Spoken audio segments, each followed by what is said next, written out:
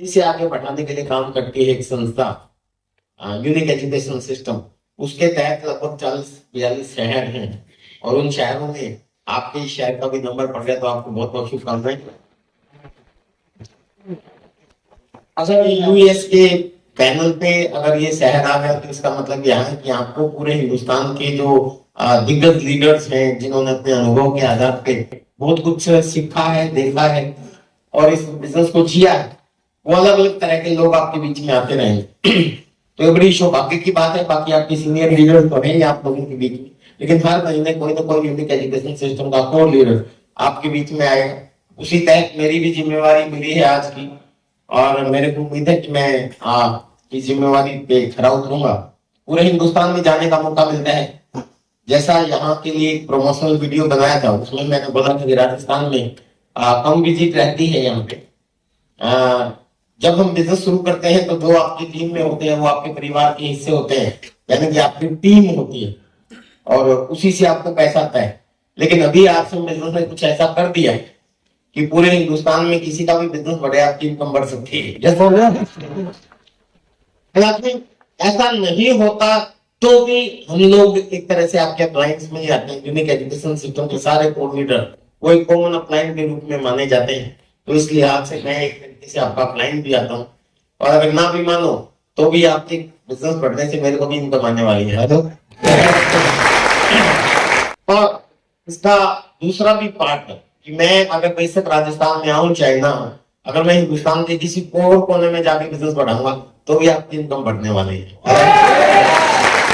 ये कैसे है ये थोड़ा सा धीरे धीरे आपको समझ में आएगा। सारे मार्केटिंग प्लान में कुछ पार्ट आपको क्लियर किया गया होगा कि अगर आप इस सिस्टम में आने के बाद, इस अभियान में आने के बाद, जिसका उद्देश्य है नए भारत का निर्माण करना, नए भारत का निर्माण करना, स्वास्थ्य रक्षा, नए भारत का निर्माण, स्वावलंबी इंसान को बनाना और नारी सशक्तिकरण के अभियान को लेकर ये जो सिस्टम चला हुआ है, क्योंकि इसमें फाइनेंशियल एस्पेक्ट आता है इसलिए हमारी जबान पे बिजनेस है।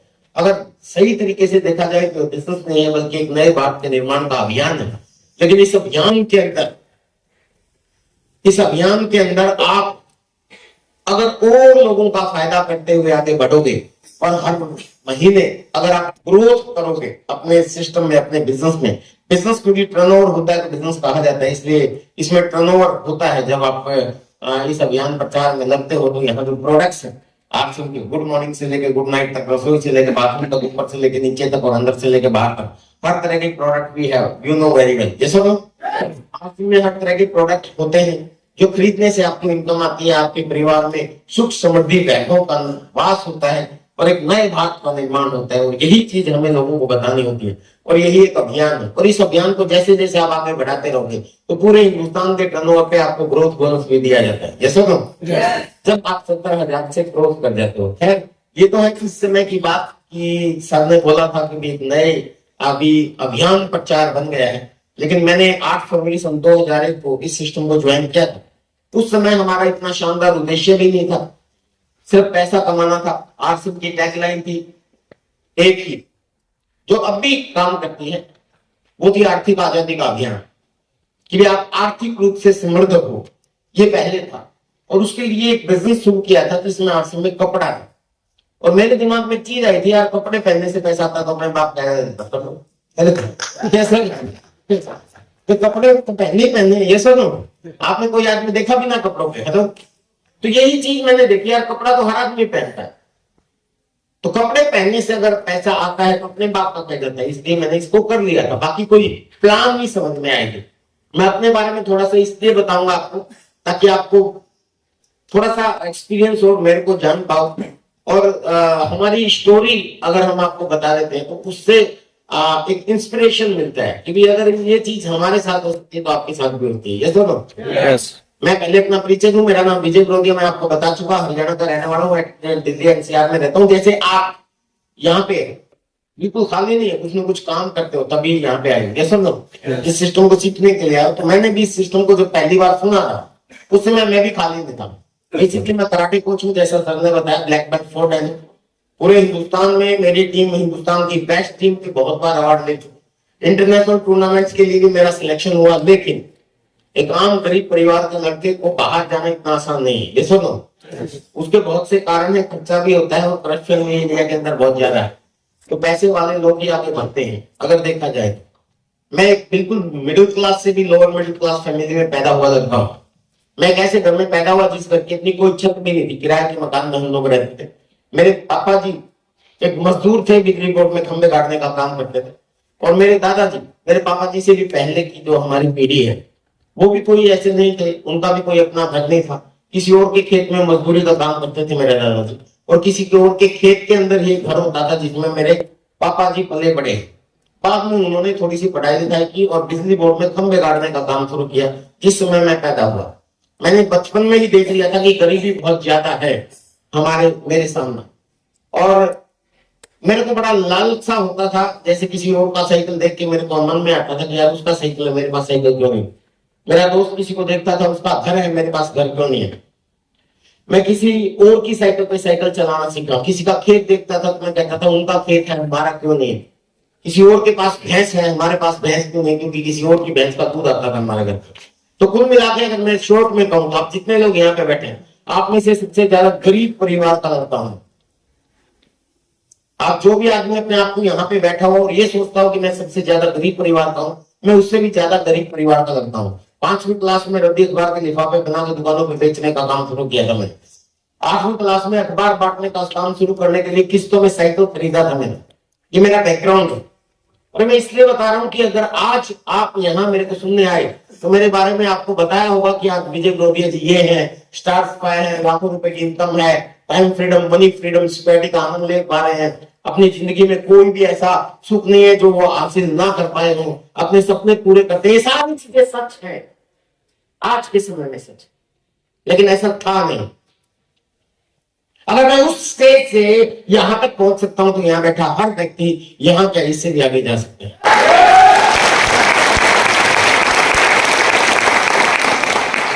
खैर थोड़ा सा बैकग्राउंड बताऊं, आपको समझ में आएगा सर।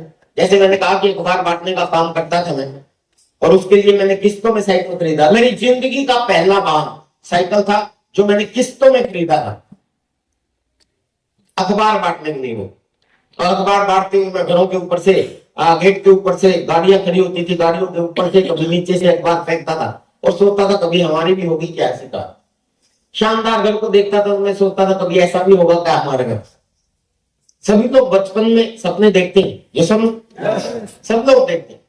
लेकिन जैसे जैसे हम बड़े होते हैं और जैसे हकीकत के थपेड़े हमारे ऊपर पड़ते हैं, महंगाई की मार हमारे ऊपर पड़ती है, तो हमें समझ में आता है, जब शादी हो जाती है समझ में आता है कि बीबी की लिस्ट आएगी लंबी सी, और लिस्ट आती है तो फिर समझ में आता है कि यार सपने धरे के धरे गुजारा ही हो जाए तो ही काफी है। Hello, maximum percentage of people गुजारा करने के चक्कर में लगे रहते हैं, सपने देखना ही बंद कर देते हैं। लेकिन बचपन में हम सब लोगों ने सपने देखे। और मैं आप सब लोगों को कहना चाहता हूँ, सर अगर सपने देखे हैं ना, उनको जीवित कीजिए। सपने पूरे करने का समय आ गया। इस आर्थिक बिजनेस के माध्यम से आप सपने पूरे कर सकते हैं। चाहे किसी भी तरह के सपने होंगे, चाहे किसी भी तरह के सपने।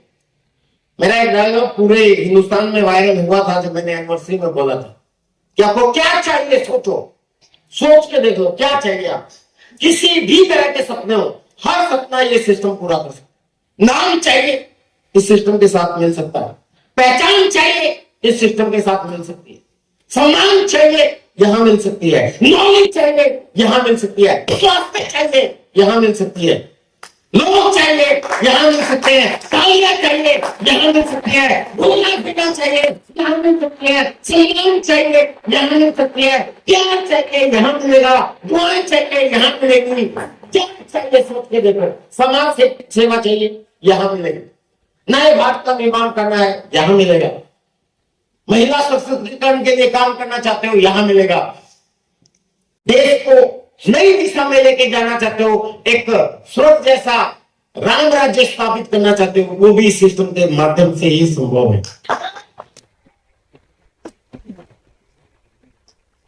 ये सब कुछ संभव है इस सिस्टम के द्वारा। और ये ऐसे ही नहीं बोल रहा था, इसके पीछे इस पूरे सिस्टम को अगर समझे, पर ये समझना इतना आसान नहीं है। क्यों? क्योंकि हम सारे लोग इंसान हैं, और इंसान इस दुनिया की एक ऐसी तीर्थ है ऊपर वाले की, जिसके बारे में बोला जाता है कि ये चाहे, तो जिसने बनाया है, भगवान को मानते हो आप सब लोग? बालाजी सालासर क्या पड़ोस में रहते हो? मुझे तो अभी पता चला, नहीं तो मैं भी दर्शन करने के लिए जाता। आज मैं बस में सर के साथ आता था, तो बस पे लिखा हुआ देखा मैंने कहा सालासर नजदीक पड़ता है, तो वो तो ट्रेन में बैठे वहां भी, क्योंकि हमेशा ही सफर में रहते हैं, कुछ ध्यान रहा नहीं मुझे। तो सब लोग जानते हैं कि उसके ऊपर वाले की मर्जी के बगैर पता भी नहीं हिलता, उसी ने हमारे को बनाया। ये सुनो, आप किसी भी धर्म पंथ को मानते हो, उसको हम ईश्वर बोले, अल्लाह बोले, वाहिगुरु बोले, खुदा बोले, गॉड बोले, कुछ भी बोले, वो है एक ही। ये सुनो, तो हम लोगों ने अलग अलग नाम उनको दे दिए। सच बात तो ये है, तो हम इंसान इतनी गंदी चीज भी है, इतनी अच्छी चीज भी है, एक ऐसी किर्त है जो चाहे तो भगवान से भी आगे निकल सकता है। ये सुनो, इंसान भगवान से भी ऊपर का दर्जा हासिल कर सकता है, और चाहे तो जानवर से नीचे भी गिर सकता है। ये सुनो, ये सिर्फ हमारे पास ही, इसलिए हम इंसान बड़ी टेढ़ी, क्या बोलते हैं, कहावत बड़ी टेढ़ी की है। हम इंसान बड़े अजीब से हैं, और हमें इस सिस्टम में इंसानों के साथ काम करना है। ये सुनो, इसीलिए बहुत मुश्किल हो जाता है। ईमानदारी से बताइए, इतना सब कुछ मार्केटिंग प्लान में समझ में आया होगा आपको। खरीदारी करने से पैसा आता है, नए भारत का निर्माण होता है, स्वास्थ्य सुरक्षा मिलती है, बीमारियों से आपको छुटकारा मिलता है, दवाइयों से आपको छुटकारा मिलता है, सपने आपके पूरे होते हैं, time freedom, money freedom, security आप हासिल कर सकते हो, एक शानदार बिजनेस अपॉर्चुनिटी भी आपको मिलती है। इतना सब कुछ वो भी बिना पैसे लगाए, जहां आपको हेल्प फ्री मिलती है। ये सुनो, हेल्प फ्री मिलती है, पार्ट टाइम इसको कर सकते हो, फुल टाइम करने की जरूरत नहीं है, आपको अपना काम छोड़ने की जरूरत नहीं है, हेल्प आपको फ्री में मिलती है, आपके सारे सीनियर अचीवर्स आपको आगे बढ़ाने के लिए मदद करेंगे, और इसके अंदर आप अनलिमिटेड इनकम प्राप्त कर सकते हो। इतना सब कुछ इतना आसान है, फिर भी क्या इंसानों को आसानी से समझ में आ जाती? नहीं आएगी भी नहीं।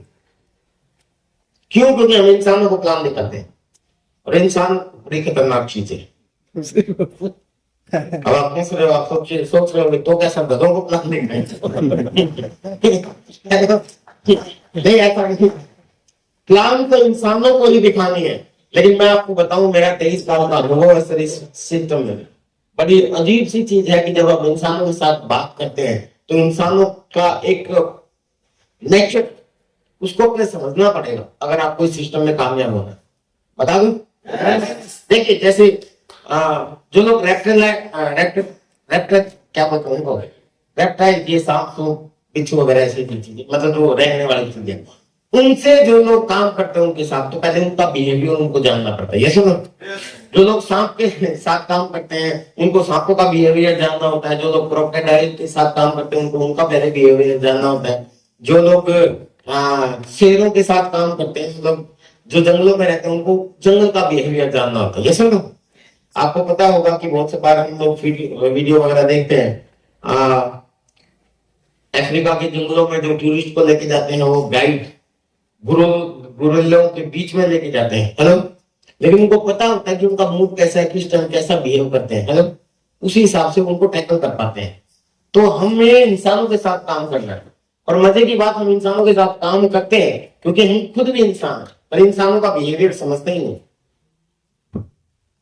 इंसानों का बिहेवियर एक बहुत ऐसी चीज है, अगर वो आपकी समझ में आ गया तो इस सिस्टम में आप बहुत तेजी से आगे बढ़ोगे। बता दूं? पता तो सब कुछ है, लेकिन एक चीज जिसको इग्नोर कर देते हैं, इंसानों की एक बहुत खतरनाक आदत है कि वो हमेशा ना करता है। हेलो, सही है ना, इंसान की करने की फितरत है। ईमानदारी, मैं बहुत से एग्जांपल दे सकता हूँ, चाहिए आप भी ना करते हो स्टार्ट में, क्योंकि बच्चा पैदा होता है सबसे पहले ना करना ही सीखता है। हेलो, ना ना ना हाँ करना नहीं सीखना। शादीशुदा कितने साथी हैं? अरे वाह, काफी लोग, थैंक यू वेरी मच। अच्छा ईमानदारी से बताओ, आप में से ऐसे कितने लोग हैं जो, क्योंकि शादी तो सबकी हो चुकी, जिन लोगों ने हाथ खड़ा किया, जिन लोगों को उनके माँ बाप ने रिश्ते की बात की कि बेटा या बेटी आपके लिए रिश्ता देखा और आपकी शादी करने वाले, और आप में से कितने आदमी हैं जैसे पहली जब प्रपोजल आपने शादी का सुना तो तुरंत आपने ये बोला हाँ कर दो मेरी शादी? एक आदमी, कितने साथ एक आदमी ने बोला हाँ, वो बहुत तड़प रहा था, सिर्फ उसको छोड़ के बाकी किसी ने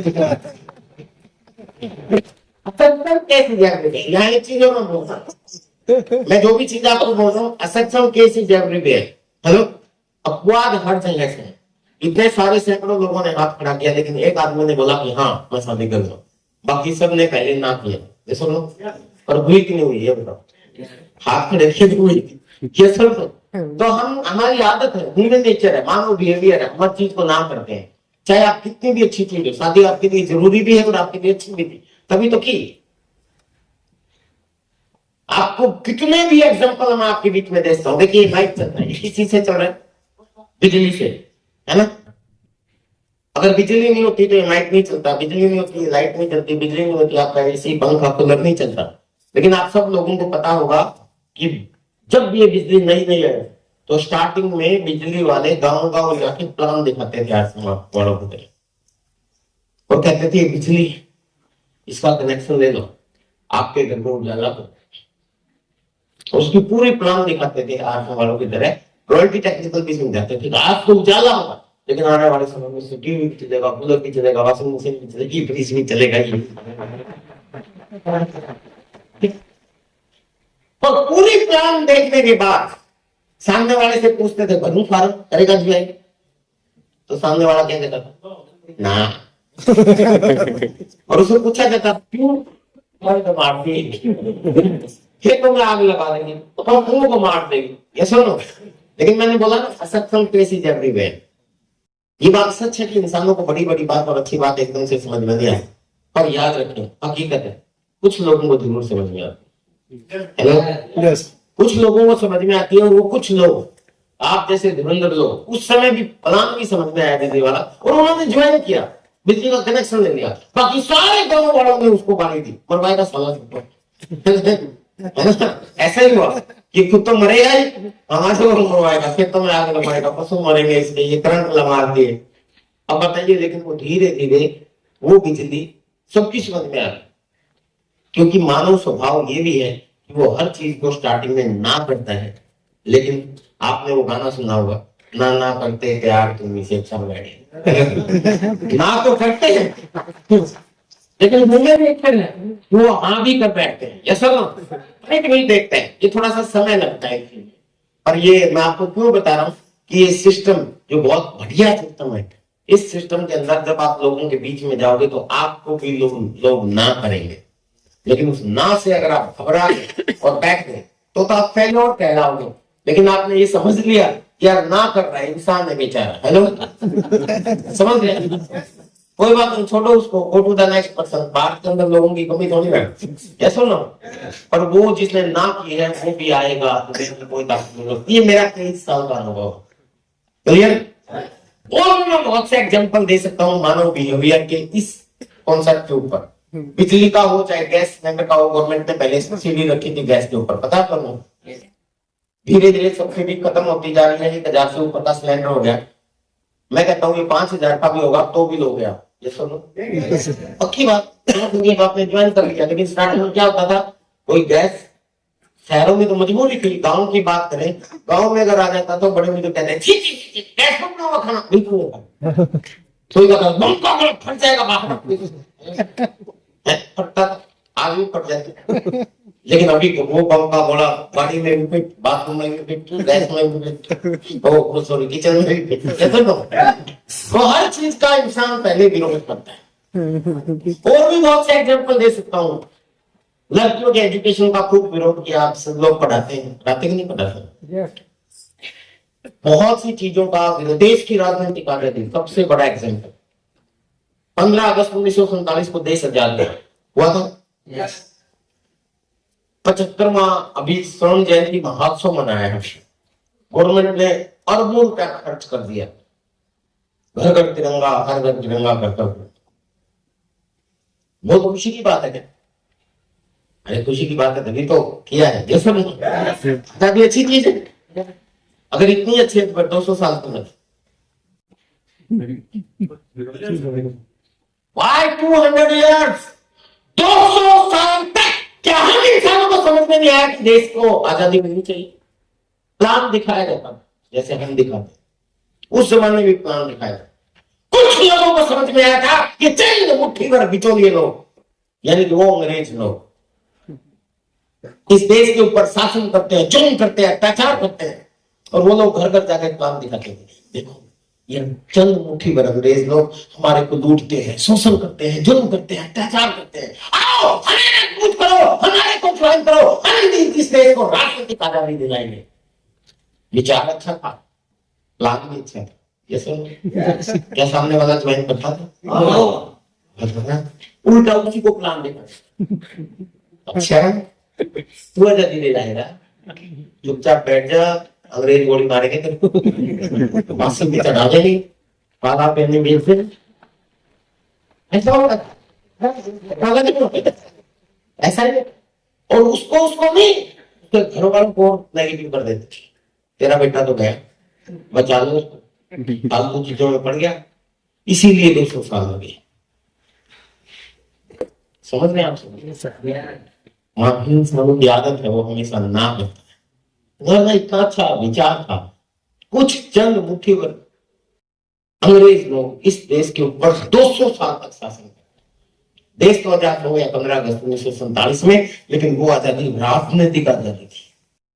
हेलो, कुछ राजनेता लोग आजाद हुए, सच बताऊं तो हम लोग आजाद हुए।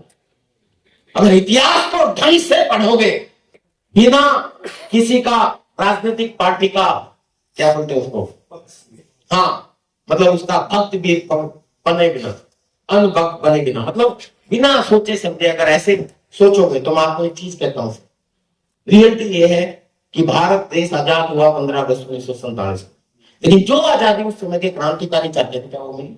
नहीं। इतिहास में बोलता है कि जितना अंग्रेजों ने 200 साल में भारत को नहीं लूटा, उससे ज्यादा हर 5 साल में हमारी सरकार हमारे देश को लूटती।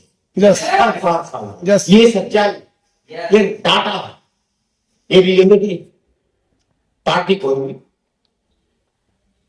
का कोई लेना नहीं है। तब मैं कोई राजनीतिक भाषण देने नहीं आया, मैं आपको सिस्टम समझाने आया। इस देश को एक और आजादी की जरूरत है, इस भारत को नए भारत के निर्माण करने की जरूरत है, और वो कोई राजनीतिक पार्टी नहीं कर सकते, तो हम और आप मिलकर कर सकते हैं। और ये नए भारत का निर्माण करने वाले। आप किसी भी राजनीतिक पार्टी से उससे कोई फर्क नहीं पड़ता, आप किसी भी धर्म जाति से उससे कोई फर्क नहीं पड़ता, आप महिला हो तो उससे कोई फर्क नहीं पड़ सकता, लेकिन आप हो और इससे फर्क पड़ता है। आपने सेक्शन बना दिया तो इस देश को नए भारत का निर्माण हम लोग कर पाएंगे, इस देश को एक नए तरीके का देश बना पाएंगे। तैयार उसी तरीके से एक बार और फिर में निकलने की जरूरत है। लेकिन सच्चाई ये है कि उस समय जो लोग प्लान दिखाते थे उन सब लोगों को सिर्फ बेवकूफ और पागल कहा गया था, लेकिन बाद में उन्हीं लोगों सरफरोश कहा। यस, हमें जरूरत है, इस देश को जरूरत है आप लोगों की। ये एक अभियान है, नए भारत का निर्माण, एक नई आजादी का अभियान है। और बढ़िया बात इस अभियान के साथ क्या है? इस अभियान के साथ सबसे बढ़िया बात यह है कि एक अभियान करते करते आप अपने सपने भी पूरे कर सकते हैं। फाइनेंशियल एस्पेक्ट भी इसके साथ जुड़ा हुआ है। कोई पुरानी लकोक्ति है, भूखे पेट भजन ना होए गोपाला, ले पकड़ अपनी बंटी माला। इसका मतलब क्या है? भूखे पेट समाज सेवा भी नहीं होती। तो सिस्टम ने, इस अभियान ने इस बात का भी पूरा ध्यान रखा है, इसलिए आपकी जरूरत की चीजें इस सिस्टम में प्रोडक्ट के रूप में डेवलप की गई है। आप इस अभियान प्रचार में जितना आगे बढ़ोगे, जितना ज्यादा बिजनेस करोगे, जितना ज्यादा टर्नओवर करोगे, आपको उसी हिसाब से आपको इनकम भी आती रहेगी और आप अपने सपने भी पूरे कर पाओगे। हेलो, मैं हैरान हूं sir, that is the real. Sir ने एक चीज बोली थी यहाँ पे, कोविड का कुछ जिक्र कर रहे थे। इस सिस्टम का, इस बिजनेस का, इस कुछ भी आप बोलो, इस अभियान का मतलब इसकी खूबसूरती देखिए कि कोविड के समय में आपको इसकी इंपॉर्टेंस ऐसी समझ में आ जाएगी। कोविड के समय में जब एक रिक्शा चालक से लेके बड़े बड़े इंडस्ट्रीज तक थम गए थे, सबका धंधा चौपट हो गया, ऐसे समय में भी हमारा आरसीएम सिस्टम बढ़ रहा है। हेलो, बल्कि बढ़ नहीं रहा, ऐसे चलना होता है, ऐसे चलना शुरू हो गया। क्यों? इसका कारण क्या है? उसका कारण क्या है कि आज उन इंसानों के सामने कैसी सिचुएशन आ जाए। आपको क्या लगता है कोविड खत्म हो गया? नहीं, हमारे बीच में बैठा है। कोविड क्या आने वाले समय में कोविड वापस नहीं आएगा? कोविड का पाप भी आएगा। हेलो, क्योंकि हम लोगों ने वायु प्रदूषण कर दिया, हम लोगों ने अपनी जमीनें खराब कर ली, हम इंसान लोग मतलब हम इंसानों ने यूरिया पेस्टिसाइड केमिकल डाल डाल के अपनी फसलें पर खराब कर ली है, हमारी जमीन खराब कर ली है, हमारी हवा खराब कर ली है। WCM के प्रोडक्ट खा खा के हमने डुप्लीकेट प्रोडक्ट से हमारे परिवार का स्वास्थ्य खराब कर लिया है। तो आने वाले समय में सर बीमारियां तो बढ़ेंगी, कोई रोक थोड़ी ना सकता। ये तो यूनिवर्सल ट्रूथ है, बीमारियां बढ़ेंगी, भूकंप भी आएंगे, आपदाएं भी आएंगी, बाढ़ भी आएगी, सूखा भी पड़ेगा। लेकिन एक बात सच है, आपके खर्चे बंद नहीं हो सकते, कमाई बंद हो सकती है। ये सुनो, खर्चे कभी भी बंद नहीं हो सकते। आप नहाना नहीं छोड़ोगे, आप खाना नहीं छोड़ोगे, आप धोना नहीं छोड़ोगे, आपको भूख लगना बंद नहीं होगी। ये सुनो, आपकी जरूरतें हमेशा बनी रहेंगी, चाहे किसी भी तरह की आपदा आ जाए। अगर आपकी जरूरतों से लिंक करके आपका व्यवसाय बनता हो तो इससे बढ़िया कोई बिजनेस नहीं हो सकता। समझ रहे? हमारा ये बिजनेस, हमारा ये आरसीएम सिस्टम, मुझे गर्व है इस बात के ऊपर कि हम उस कोविड के समय में जब एक रिक्शा चालक से बड़े बड़े अरबपति तक थम गए थे, हमारा बिजनेस लगातार बढ़ रहा था। और उस समय जैसा सर ने मेरे यूट्यूब चैनल का जिक्र किया, मैं यूट्यूब के ऊपर विजय प्रोविया के नाम से आप सर्च करना, उस समय पे मैंने एक वेबिनार का कॉन्सेप्ट शुरू किया था कि भी पूरे हिंदुस्तान के अनराड अचीवर्स को मैं बुलाता था। हालांकि यूनिक एजुकेशन सिस्टम के ऊपर और लीडर जाते हैं, हर रोज वेबिनार होता है शाम को 8 बजे जय आसन। यस ना? तो उसके ऊपर आप जाके देख सकते हो। अभी मेरे चैनल पे तो नहीं आता, लेकिन उस समय मैंने किया था। और उस समय मैं कई बार स्टार्टिंग में तो मैंने 6-7 वेबिनार मैंने ही दिए। तो घर पे ही मेरे बहुत से रिश्तेदार और बहुत दोस्त जो आरसीएम में मेरे साथ में आए थे, वो सारे के सारे लोग घर पे खाते पड़े थे। आपके भी पड़े थे ना खाते? अब मैं क्योंकि वीडियो भेज देता था, खाते पड़े हुए लोगों को मजबूरी में भेजना पड़ता था जो आरसीएम में नहीं, उनकी बात कर रहा हूँ। और वो फिर मेरे रिश्तेदार मेरे पास फोन करते, अरे भाई क्या सच में तुम इतने उछल रहे हो? क्या सच में आरसीएम चल रहा है? मैंने चल नहीं रहा, अब दौड़ रहा है। सब कुछ बंद है, आपका आरसीएम बंद नहीं हुआ। मैंने कहा नहीं, हमारा तो नहीं हुआ। क्यों नहीं हुआ? तो मैं आपको बताना चाहता हूँ, सिंपल सी बात है। कोविड से पहले लोग नहाते धोते कम थे या ज्यादा नहाते धोते? कम। कोविड आने के बाद ज्यादा शुद्ध किया, साबुन ज्यादा इस्तेमाल होने लग गया। हमारा बिजनेस बढ़ेगा कि घटेगा? सीधी सी बात। अब एक बात बताओ, जब आप काम पे जाते हो, बाहर निकलते हो, तब ज्यादा खाना खाते हो या घर पे पड़े रहते हो तब ज्यादा खाते हो? सीधी सी बात है। घर पे पड़े रहते हो, मैडम को बोलोगे ये बना लो वो बना लो, कभी आप हमेशा किचन में ही भागते रहोगे। बाहर जाओगे तो आपको खाना शायद याद भी ना है। ये सुनो, तो खाना पीना ज्यादा बनेगा तो सीधी सी बात हमारा बिजनेस बढ़ेगा। ये सुनो, यही चीज हुई थी सर हमारा। कोविड के टाइम में मैंने हिंदुस्तान में टॉप किया, मेरा 7 कोविड के टाइम किया है।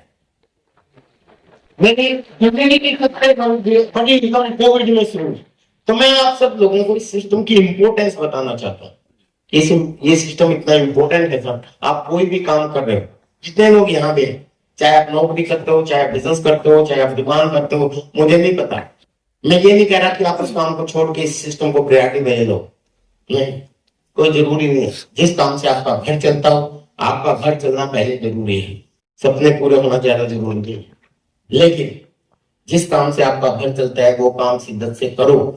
पर एक आम आदमी हर रोज कम से कम 2 से लेकर 4 घंटे जरूर बर्बाद करता है फालतू के कामों में, सोशल मीडिया में फालतू टाइम बर्बाद करने में, राजनीति की बातें करने में, फिर फालतू के मैच वगैरह देखने में, दोस्तों के साथ गप्पे मारने में, इन सारे चीजों में, या टीवी पे साफ दी कभी बहुथी वगैरह वगैरह, हेलो, ये देखने में जो भी है हम लगभग 2 से लेकर 4 घंटे जरूर बर्बाद करते हैं। ये 2 से लेकर 4 घंटे आप पार्ट टाइम इस सिस्टम पे लगाना शुरू कर दो। मैं गारंटी देता हूँ आप जो काम करते हो ना, उस काम से कई गुना ज्यादा इनकम ये सिस्टम आपको देना शुरू कर देगा। और विल सेटिस्फैक्शन। और मैं अपने बारे में आपको बता रहा था कि मैं बहुत गरीब परिवार का लड़का था, पढ़ाई लिखाई की, उस समय में कराटे का अच्छा खिलाड़ी बन गया था, कराटे सिखाने लग गया बच्चों को।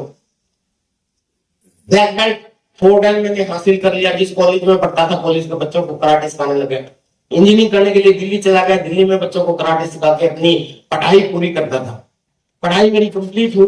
पढ़ाई कंप्लीट होने के बाद इंसान सबसे पहली कोशिश करता है नौकरी की तलाश। ये सुन लो, हर आदमी नौकरी की तलाश करता है। जो इंटेलिजेंट होते हैं उनको नौकरी मिल जाती है। जो टॉप, देखिए 3 तरह के लोगों को नौकरी मिलती है, या तो टॉपर होते हैं, या जिनके चेक और चेक होता है। चेक का मतलब फाइनेंशियल बैकग्राउंड अच्छा है, पैसा है रिश्वत देने के लिए, सॉरी टू से परटी से रियलिटी। ये सुनो, या तो आप टॉपर होने चाहिए आपके फील्ड में, तब आपको आसानी से नौकरी मिल जाएगी, या रिश्वत देने के लिए पैसा होना चाहिए, या फिर सिफारिश होनी चाहिए। ये 3 तरह की क्वालिफिकेशन चाहिए नौकरी के लिए, और मेरे पास इन तीनों में से कोई सी भी क्वालिफिकेशन नहीं। मैं एक एवरेज स्टूडेंट था, इंजीनियरिंग कर चुका था, 1 साल धक्के खाए नौकरी प्राप्त करने के लिए नहीं मिली। और जब नौकरी नहीं मिलती तो इंसान अपना कोई काम धंधा शुरू करता है। ये सुनो, कोई इंडस्ट्री लगाएगा, कोई पेट्रोल पंप खोलेगा, कोई और करेगा, ट्रेन चलाएगा, बस चलाएगा, या कुछ भी बड़ा काम करेगा, या दुकान खोलेगा, या रेडी लगाएगा, depend upon the size of his family pocket. उसके परिवार का ग्रोथ कैसा है उसके आधार पर वो चुनता है। ये सुनो, मेरा तो कोई ग्रोथ ही नहीं था, रिक्शा में चलाना नहीं चाहता था, इंजीनियरिंग कर ली थी, एक कंप्यूटर सेंटर खोलने का प्लान किया मैंने, 2 लाख कर्ज लिया, 2 लाख माँ बाप की जिंदगी भर की कमाई ले ली, और एक पार्टनर ढूंढा, और मेरा कंप्यूटर का सेंटर खुल गया। जैसे आप आज गुजारा करने के लिए कुछ न कुछ करते हो, तो मैं भी आज सबसे पहले क्या यही करता था। सुबह 5 बजे उठ के बच्चों को कराटे सिखाने और रात के 8 बजे तक बच्चों को कंप्यूटर सिखाना, ये मेरी लाइफ थी। समय ही नहीं था मेरे पास। सुबह 5 बजे अगर मुझे ग्राउंड में पहुंचना होता है, इसका मतलब 4 बजे उठना पड़ता था रोज, और रात के 8:30 बजे तक कंप्यूटर सिखाता था। तो आने के बाद तुरंत नहा धो के खाना खा के सोना पड़ता था, क्योंकि सुबह 4 बजे उठना मुझे। ना तो मैं खुद को टाइम दे पाता था, ना बीवी बच्चों को टाइम दे पाता था, ना खाने को टाइम दे पाता था। जब से जल्दी जल्दी खा के निकल जाता, जिंदगी एक तरीके से ऐसे बर्बाद हो रही थी, ऐसा लग रहा था जिंदगी ऐसे कट रही है। उसी समय मेरी जिंदगी में यही सिस्टम आया जिससे बात सुनने के लिए आप आए। आज हम बिजनेस का प्लान दिखाया, मुझे प्लान दिखाया, मार्केट है सर आपके पास।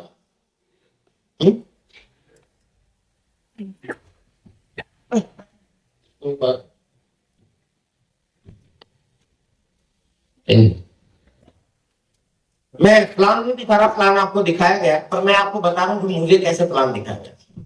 मुझे कहा गया था कि हम सब लोग कस्टमर हैं, ये मैं जानता था, आप भी जानते। ये सुनो, अपनी जरूरत का सामान रिटेलर पे लेके जाते हैं, ये होलसेलर स्टॉकिस्ट एंड एजेंट से लेके आता है, और ये लेके आता है मैन्युफैक्चरर से। ये सब को पता है, मुझे भी पता है ना मुझे। इस सिस्टम को मेरे को प्लान दिखाने वाले ने बोला कि खरीदारी का गलत तरीका है, रॉन्ग कॉन्सेप्ट मार्केटिंग, खरीदारी का गलत तरीका है। मैंने कहा यार ये गलत कैसे है, सारा खानदान हमारा इसी तरीके से खरीदारी करता है, सारा समाज इसी तरीके से खरीदारी करता है, फिर ये गलत कैसे हो सकता है। फिर उन्होंने इसका गलत का कारण बताया ना, जो मुझे उस जमाने में जो बताया था, वो बताया था कि हमारी मेहनत की कमाई का 50% पैसा इन बिचौलियों में जाता है। ये तो सच है, सबको पता है।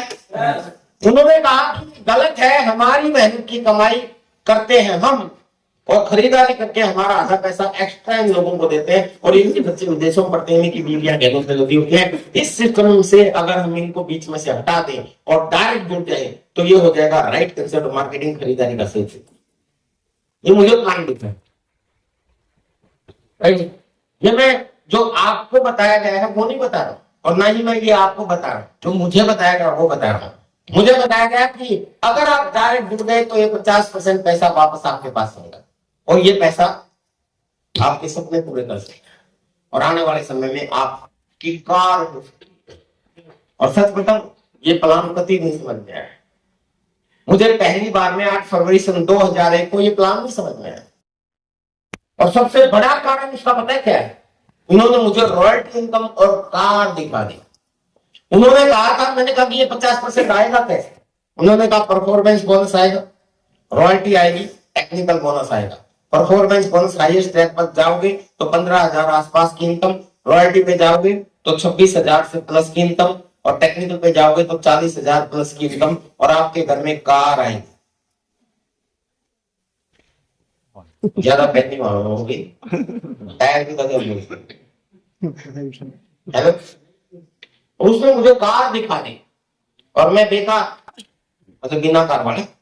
मेरे खानदान ने कभी कार की सोची नहीं, मेरे को कार दिखा रहा है, तो मेरे को सोचना पड़ा कि तब प्लान बंद करे मैं उठ के भागूं। सच बताता हूँ, ऐसा ही हुआ, मुझे प्लान नहीं समझ में आया। और आपको जो आज प्लान दिखाई दे, ईमानदारी से बताना किसने लोगों को समझ में आया? अरे वाह, यू और बड़े इंटेलिजेंट आदमी हो, यानी पढ़ताली हो जाए। किसने प्लान दिखाया था? हाँ, सबने प्लान दिखाया था, तो सब तो हमारे सीनियर अचीवर अच्छी तरह प्लान दिखा पाए आपको। लेकिन मेरे को जिस आदमी ने प्लान दिखाया था ना, उसने मेरे से एक दिन पहले ही ज्वाइन किया, है ना? शायद एक तो ये कारण था कि वो मेरे को सही तरीके से नहीं समझा पाया, क्या एक कारण था कि मैं इंसान था, इंसान हूं, और इंसान आसानी से समझते नहीं। मैंने हाँ कर दी, प्लान समझ के नहीं, प्लान नहीं समझ में आया। एक दूसरी चीज समझ, बता दू क्या? अगर आप में से भी नए साथी जीते हैं, अगर आपको ये प्लान समझ में नहीं आया और मेरी बात भी अगर आपको ना समझ में आए, तो एक चीज जो मुझे समझ में आई है वो समझ के एक बार इस सिस्टम में जरूर आए। बता दूं क्या थी?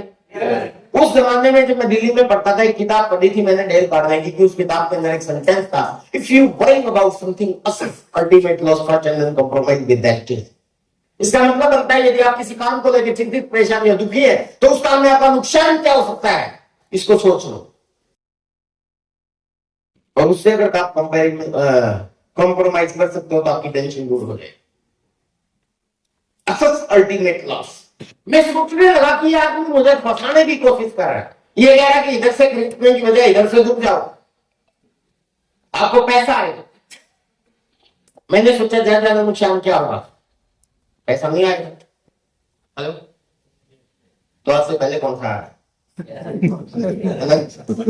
बस यही सोचा, मुझे कुछ नहीं समझ में आया। एक चीज समझ में आई बस, कि इस सिस्टम में कम से कम पाने लायक बहुत कुछ। और हमारे राजस्थान और हरियाणा के बड़े बुजुर्गों ने, कौन से है, मैं आपका गुवाहाटी हूं, हरियाणा राजस्थान के बड़े बुजुर्गों ने बहुत अच्छी बात बोली कि बेटा, मतलब बुजुर्गों ने बोली, मैं नहीं बोल रहा हूं, कि बेटा जिस काम के करने में नुकसान की कोई संभावना ना हो और फायदे की जरा सी गुंजाइश कर देना चाहिए।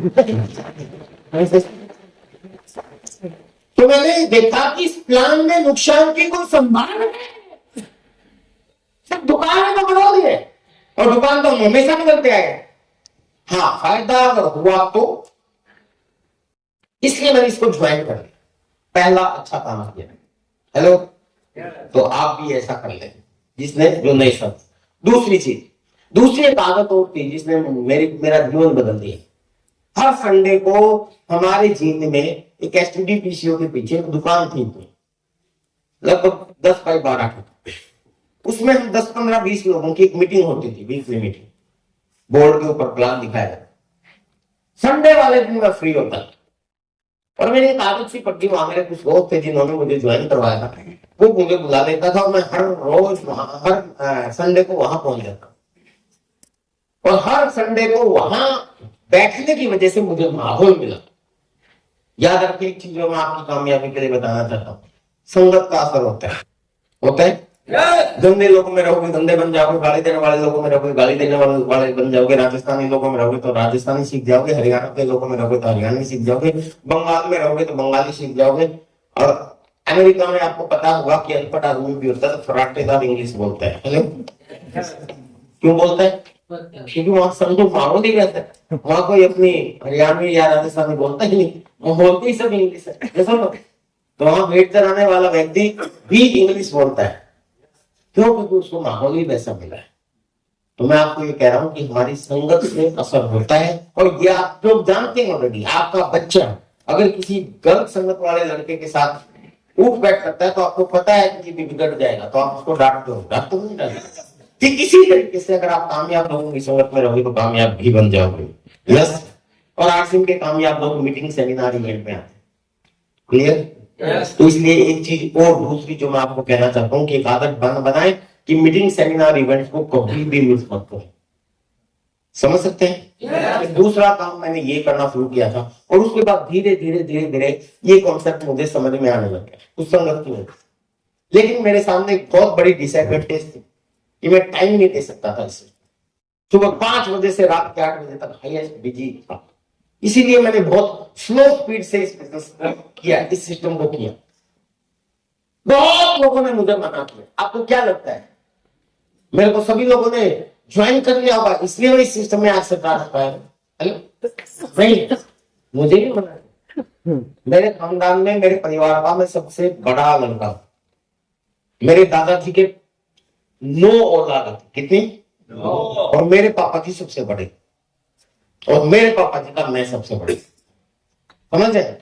इसका मतलब मेरा परिवार बहुत बड़ा है। मैंने मेरे जितने भी चाचा हैं, 7 चाचा और बुआ, सबके बच्चों को प्लान दिखाया। सबने मना कर दिया, एक को छोड़। एवरेज में रिजल्ट ये सब। मेरे मामा जी, मेरे रिश्तेदार के जितने भी भाई बंधु थे ना, मैंने सबको प्लान दिखाया, कोई कलमुआ नहीं आया। पर नहीं लिख पा। याद रखें, लोगों की आदत है ना ना ना करने की, इससे आपको हारना नहीं। उसके बाद मेरे दोस्त, आदमी स्टार्टिंग में जब ज्वाइन करता है और ये सारी चीज समझता है तो सबसे पहले वो अपने दोस्तों को, रिश्तेदारों को ढूंढता है। ये सब आप भी ऐसा ही करो। लेकिन मैक्सिमम लोग फेलियर क्यों हो जाते हैं, उसका एक बहुत बड़ा कारण ये है कि वही दोस्त और रिश्तेदार, वो आपको दोस्त और रिश्तेदार ही समझते हैं। वो आपको एक बिजनेसमैन और एक सफल आदमी और इतना नॉलेज वाला आदमी नहीं समझते। हेलो, वो आपको सीरियसली लेते ही नहीं, और इसीलिए मैक्सिमम लोग आपको मना कर देते। एक कारण तो है ये, और दूसरा कारण और है बहुत गंदा सा, बुरा मत मानना तो मैं बताऊं, नहीं मानोगे? कलयुगी रिश्तेदार और कलयुगी दोस्त आपके। और कोई भी दोस्त, कोई भी रिश्तेदार, कोई भी पड़ोसी ये नहीं चाहेगा कि आप कामयाब हो जाओ। सॉरी टू से, आपके रिश्तेदार, आपके दोस्त बहुत अच्छे हो सकते हैं, लेकिन एक्सेप्शनल केस इज एवरीवेयर।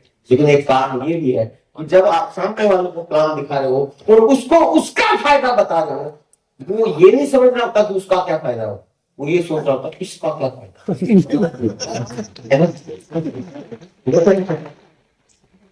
एक कारण ये भी, समझ गए? एक कारण ये भी है लोगों का मना करने का, और एक कारण ये भी है। 3 कारण मैंने बता दिए। पहला कारण इंसान है, इंसानों की आदत स्टार्टिंग में ना करते। जैसे दूसरा कारण आपके दोस्त, रिश्तेदार और आपके पड़ोसी, वो आपको सीरियसली लेते ही नहीं। वो ये सोचते हैं कि ये तो वही है, अगर जो मेरे साथ खेलता था, ये तो वही है मेरा पड़ोसी। आप उसकी बुरी बुरी बातें करते हैं, आपका रिश्तेदार भी आपको सीरियसली नहीं है। तीसरा कारण, वो कलयुगी रिश्तेदार, कलयुगी दोस्त और कलयुगी पड़ोसी है, वो आपको कामयाब होते नहीं देखना चाहता। हेलो, ये 3 कारण है जिसकी वजह से लोग, मैक्सिमम लोग मना करते हैं। तीनों में से कोई भी कारण हो सकता है। मेरे मैक्सिमम दोस्तों ने मना कर दिया, लेकिन 23 साल का अनुभव बताऊं सर, मैं नहीं। याद रखिए, अगर कामयाब होना चाहते हैं, एक फॉर्मूला है जो मैं अपनी टीम को खूब बताता हूं। आप इस सिस्टम में आए हो अपनी कामयाबी के लिए, आप अपने सपने पूरे करने के लिए। आपके दोस्त, रिश्तेदार या पड़ोसी अगर आपको मना करता है, उसकी वजह से अगर आप रुक गए, तो क्या वो दोस्त, रिश्तेदार या पड़ोसी आपके सपने पूरे कर देंगे? नहीं करेंगे। इसीलिए आप प्लान दिखाओ, जरूर दिखाओ, लेकिन आता है तो बेस्ट, अदरवाइज नेक्स्ट।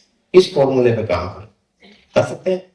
आता है तो बेस्ट, नहीं तो नेक्स्ट। आता है तो बेस्ट, नहीं तो नेक्स्ट। आता है तो बेस्ट, नहीं तो नेक्स्ट। ऐसे अगर आप काम करते रहोगे तो इस सिस्टम में कामयाबी से आपको दुनिया की कोई ताकत।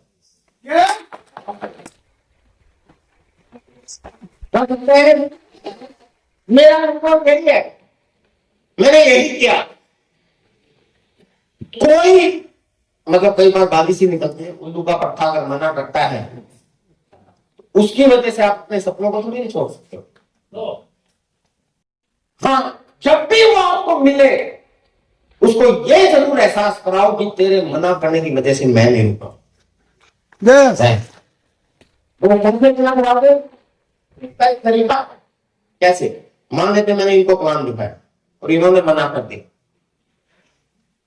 हालांकि स्टार्टिंग में, क्योंकि मैं कराटे कोच था, उस जमाने में नया नया गर्म खून था हमारा, गुस्सा पड़ाता था, दिल से करता था पकड़ के, है ना। उस जमाने उस जमाने में, लेकिन मेरे अपने पकड़ लेते थे, नहीं यार ऐसा हुआ।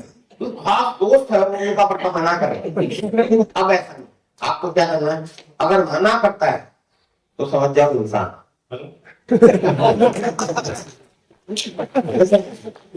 इंसानों की आदत है ये समझ। और दूसरी चीज एक और समझ जाओ, ऊपर वाले की मर्जी के बगैर पत्ता भी नहीं हिलता, तो ये कैसे दे सकता है? कैसा? इसका मतलब ऊपर वाला इसको भी देना ही नहीं चाहता, जरूर पिछले जन्म में बुरे कर्म किए होंगे। तो दूसरी चीज दिमाग में ये सोचो, आपकी टेंशन दूर हो जाएगी। क्या है बेचारा किस्मत का, जरूर पिछले जन्म में बुरा कर्म किया। बोल के नहीं बोलना है, मन मन में सोचना। हेलो, एक बार कोई बात नहीं, बाद में आएगा। हेलो, बोलना नहीं है, सोचना। Okay and go to the next person. Yes और नो? कर सकते हैं।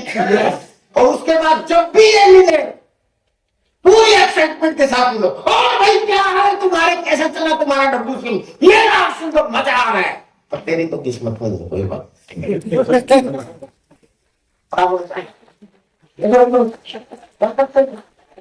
और जानकारी रखो सर, अपने काम से मतलब रखो, चाहे वो दोस्त हो, रिश्तेदार हो, पड़ोसी हो। Go to the next person, go to the next person, go to the next person. आता है तो बेस्ट अदरवाइज नेक्स्ट, आता है तो बेस्ट अदरवाइज नेक्स्ट, आता है तो बेस्ट अदरवाइज नेक्स्ट। करेंगे? कर सकते हैं। उसके बाद फिर ये मिल गया, क्या पता है अपने सूरत का हमारे सूरत सुजानगढ़ में अपने मुकेश कोठारी जी आ रहे हैं यार। अब उनके पहले करोड़पति का तुम्हारे तो किस्मत में नहीं कोई बात फिर आपको इसको ये नहीं कहना यार ज्वाइन कर लेना, देखो ना इतना कर रहा है नहीं, छेड़ करो अपना काम कर।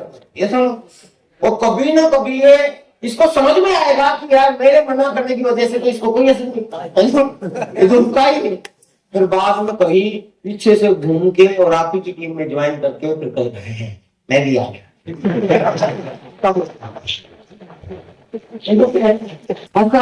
करेंगे तो किसी को ऐसा नहीं है। फॉलो बहुत जरूरी है, फॉलो होता नहीं दो तरीके से होता है, दो सामने वाले को प्लान दिखा, इसके सामने दो ऑप्शन, या तो ये आएगा या आपको एक्सेप्ट करेगा या रिजेक्ट करेगा। एक्सेप्ट करेगा तो इससे संपर्क में रहो, और रिजेक्ट करेगा तो इसके पीछे नहीं पड़ना, लेकिन छेड़ते रहो, तंग करते रहो। हेलो सर कभी मिले, ओ भाई क्या हाल है बताओ, और में क्या चॉकलेट बिस्कुट आया है, तू तो डब्ल्यू से का खाता होगा बेकार से, दिख रहा तेरी से खराब हो, कोई बात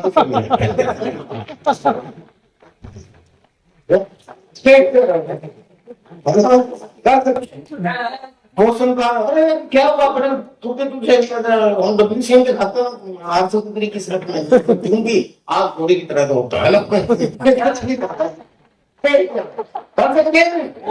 तो ये ही कारण है सब इंसानों को आपको बेस्ट याद रखें। अगर सफलता चाहिए तो लोगों का बिहेव आप समझे, और आपका हो तो बेस्ट, अदरवाइज नेक्स्ट चिंता मत करें। भारत में लोगों की कोई कमी नहीं, 150 करोड़ लोग, भारत में हर चीज की कमी हो सकती है, पर इंसानों की कभी भी कमी नहीं हो सकती। हो सकती है बिल्कुल नहीं हो सकती। ये मेरा 23 साल का नहीं, लगभग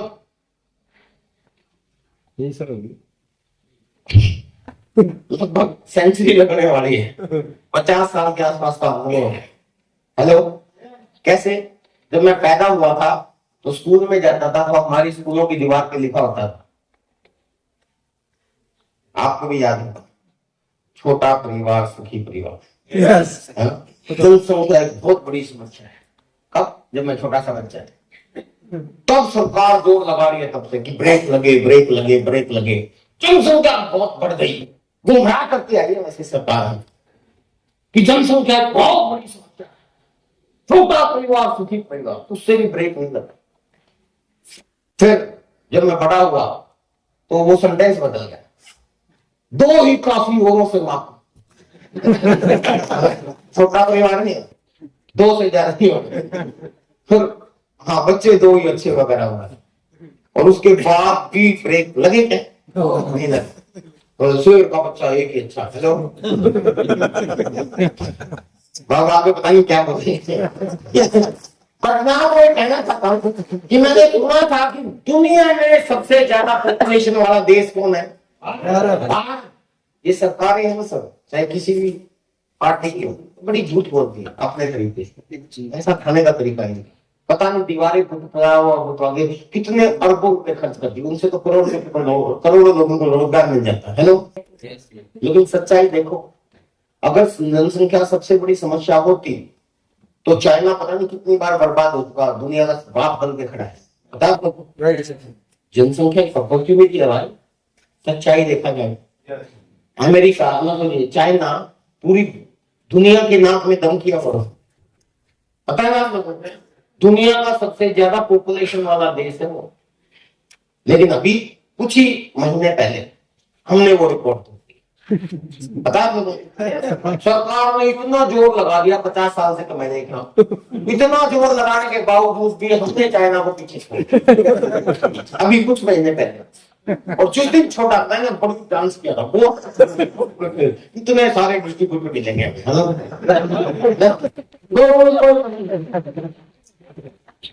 से आप अपॉर्चुनिटी चिंता मत करो, लोगों की कोई कमी नहीं है। इतनी जितनी देर मुझे बोलते हुए हो गया ना सर, इतनी देर में इतने बच्चे पैदा हो चुके अपने भारत में कि अगर वो भी आपकी डाउनलाइन में आ गए तो आप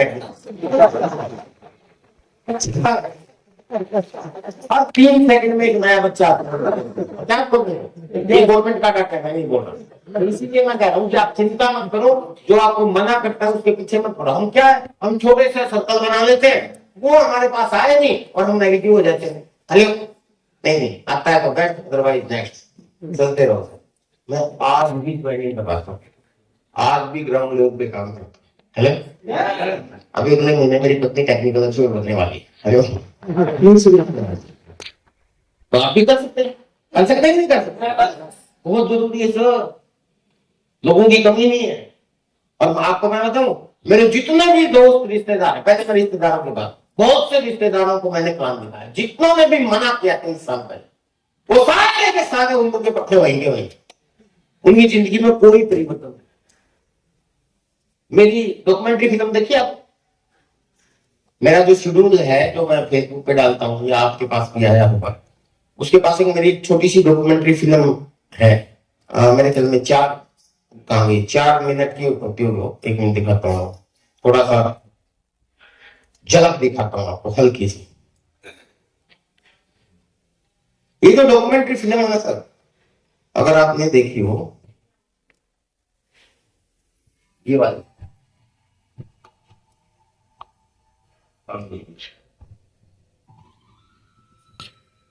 आज विजय विनोदिया को सारा देश जानता है। इन्होंने अनेक जिंदगियां बदल दी, लेकिन कामयाबी की ये मैं अभी पूरी नहीं दिखाऊंगा आपको, आप YouTube पे जाके विजय विनोदिया सर्च करना, मेरे चैनल पे मिल जाएगी। इसमें, इस फिल्म में एक लड़का है, आपको मिलेगा, वो एक कुर्सी पे बैठा है और बोल रहा है, उसका इंटरव्यू दिया गया था कि विजय भाई साहब पहले अखबार बांटते थे, आज ये बहुत बड़े इंसान बन गए, बहुत बड़े आदमी बन गए, और आप देखोगे तो उसके पीछे मिक्सी, कूलर, पंखे, फिर उसका हाथ ग्रीस लगा हुआ है। वो पता है, मैं आपको जब ब्रेजर, जब वो प्लान दिखा रहा, जब ये बात बोल रहा था ना, तो मेरे को गुस्सा इतना आ रहा था, उसको एक थप्पड़ मारूंगा, प्लान तो उसके पट्टे तेरे को भी दिखाया था, अभी तो तू भी सकता था, लेकिन वो क्या करता है, उसने रिजेक्ट कर दिया। और मैं उसके लिए थोड़ी ना करा, मैं तो अपने लिए कर रहा, मैं नहीं रुका। वो आज भी बेचारा पंखे ठीक करता हुआ फिरता है, कूलर ठीक करता हुआ फिरता है, फ्रिज ठीक करता हुआ फिरता है, लोगों के घरों में धक्के खाता है मोटरसाइकिल पे जा जाके। और एक मेरा दूसरा चाचा का लड़का, उसके पास में मैं प्लान लेके गया, उसने मेरे को कहा, हाँ भाई साहब बताओ, जो कहोगे वैसा करें। उसने ज्वाइन किया, काम करना शुरू किया, आज ओडी कार बहुत शानदार है। आज विजय विनोदिया जूनियर के नाम से कर, ऐसे ही मेरे दोस्त, बहुत से मेरे दोस्त और रिश्तेदारों ने प्लान लिया। तो ये तो रिश्तेदार वाली बात है, यानी जो मेरे साथ नहीं आए वो सारे आज भी वही के वही, उनके जीवन में कोई परिवर्तन नहीं हुआ। लेकिन जितने लोगों ने मुझे एक्सेप्ट किया, वो सारे के सारे हजार सिंह के करोड़पति। अब मैं रिश्तेदारों की बात कर रहा हूं, ये तो रिश्तेदार थे, अब दोस्त की बात है। मेरे बहुत से दोस्तों को मैंने प्लान दिखाया, पर दोस्त को देखने के लिए तैयार नहीं होते। अरे यार छोड़ना, चलो आप खेलते हैं, या चलो आप ये है, या फालतू बकवास करने, लेकिन मैंने सबको छोड़ दिया। एक बार एक दोस्त आप ही की तरह फोटोग्राफर, जो अभी सर आए बड़े तरह फोटोग्राफर, बहुत गरीब लड़का, बचपन का मेरा दोस्त, प्लान तो उसको भी दिखाया था पर वो बिजी था फोटोग्राफर की दुकान, उसके पास समय नहीं। उसके साथ एक बड़ी अजीब सी घटना घटी, ध्यान से सुनना। हुआ क्या कि एक टाइम था, उसकी वाइफ प्रेग्नेंट थी और टिपिकल सिचुएशन में आ गया और डिलीवरी होनी थी, अचानक उसको पेन हो गया, हॉस्पिटल लेके जाना पड़ेगा उसको अपनी वाइफ, और उस दिन वो ड्यूटी पे नहीं जा पाया, यानी कि फोटोग्राफर की दुकान पे ड्यूटी करने नहीं जा पाया, और इस वजह से उस फोटोग्राफर ने उसको नौकरी से निकाल दिया।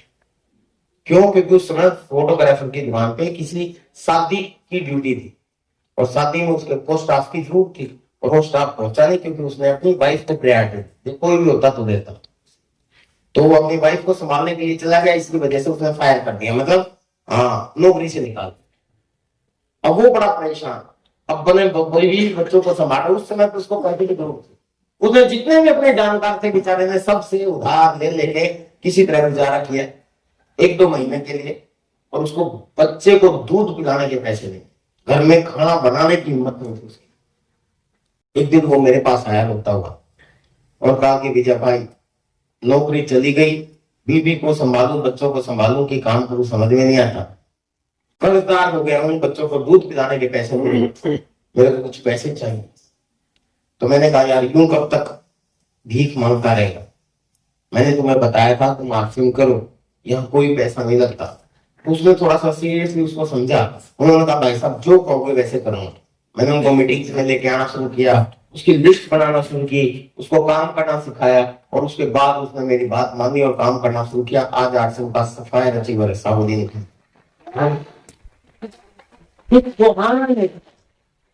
गोहाना में वो एक फोटोग्राफर की दुकान पे फोटोग्राफर की नौकरी करता था।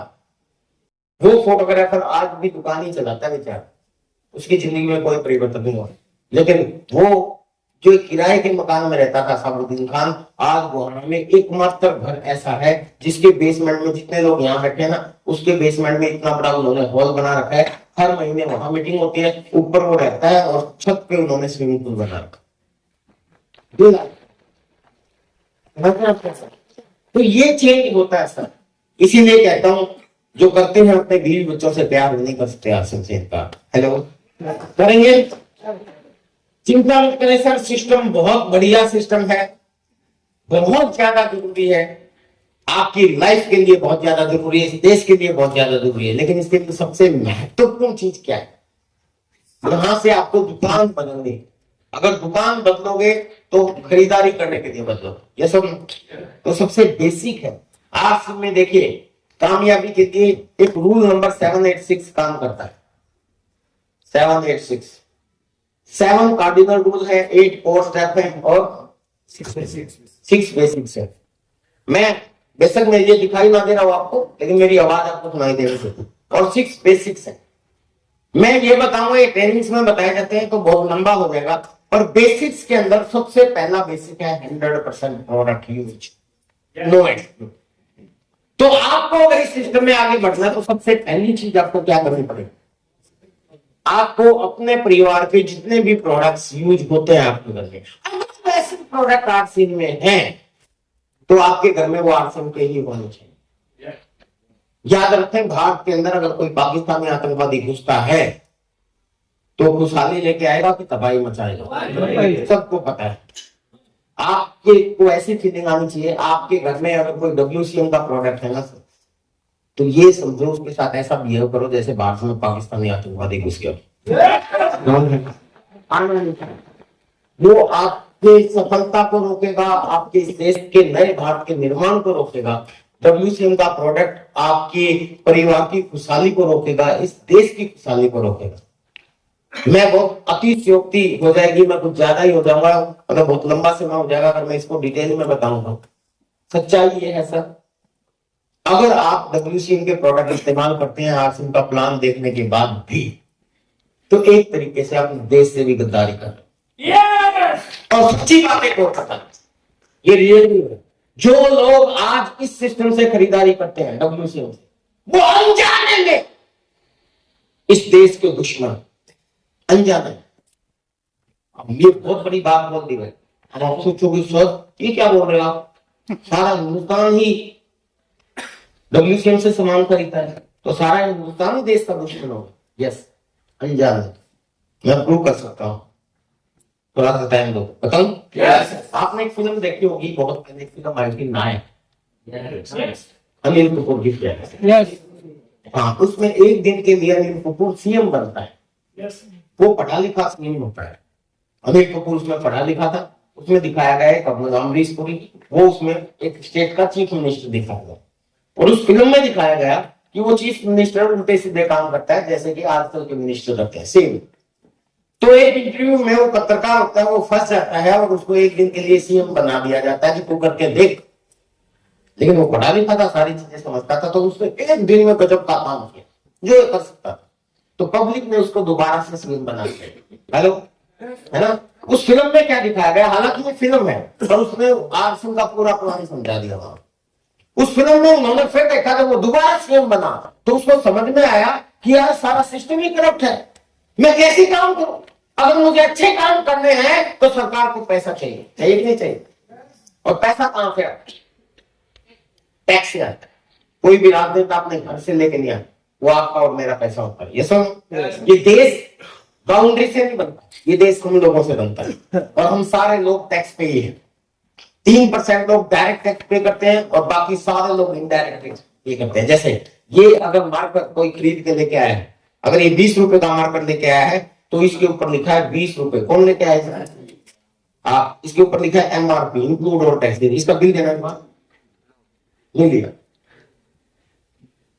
नहीं दिया, आपको भी पता है। इंक्लूड ऑल टैक्सेस 20 रुपए है। इस भाई साहब ने 20 रुपए दिए दुकानदार को और 20 रुपए का ये ले आए और टैक्स भी दिया है। आपको क्या लगता है ये बिचौलिए लोग उस पर टैक्स भरेंगे? नहीं, ये चोरी करेंगे। और ये टैक्स चोरी करने का क्या मतलब है? सरकार को तो पैसा चाहिए, आपने तो दे दिया, दिया नहीं दिया? आपने तो 20 रुपए निकाल के इनको दिए और इसने आपको मार्कर दे दिया, आपने तो अपने हिस्से का टैक्स दे दिया, लेकिन वो टैक्स सरकार तक ये बिचौलिए लोग नहीं पहुंचाते। और ये बिचौलिए लोग अगर सरकार तक टैक्स नहीं पहुंचाएंगे तो सरकार को तो पैसा चाहिए, वो आपके ऊपर वो टैक्स कर। हेलो, वो भी नहीं पहुंचेगा और लगाएंगे। यही कारण है कि आप टैक्सों से घिरे पड़े। आपके ऊपर house tax, road tax, tax, toll tax, पता नहीं कैसे कैसे टैक्स। जब आप गाड़ी खरीदते हो ना तो उस समय रजिस्ट्रेशन होता है, 15 साल का टैक्स भरवाया जाता है क्योंकि आप सरकार पे रोड पे चलोगे। ये समझ, यानी कि 15 साल में आपकी गाड़ी जितना रोड तोड़ेगी ना उससे ज्यादा आप टैक्स स्टार्टिंग में ही दे देते हैं। स्टार्टिंग में दे देते उतना आपका, आप गाड़ी से रोड टूटेगा। लेकिन उसके बाद जब आप पेट्रोल या डीजल डलवाते हो अपनी गाड़ी में, फिर दूसरी बार फिर टैक्स दिया जाता है, पता है? यस, क्योंकि आप रोड पे चलोगे और जब रोड पे चलोगे फिर आपके आगे एक डंडा आगे गिरेगा, टोल टैक्स। क्यों? क्योंकि आप इस रोड पे चल रहे हो।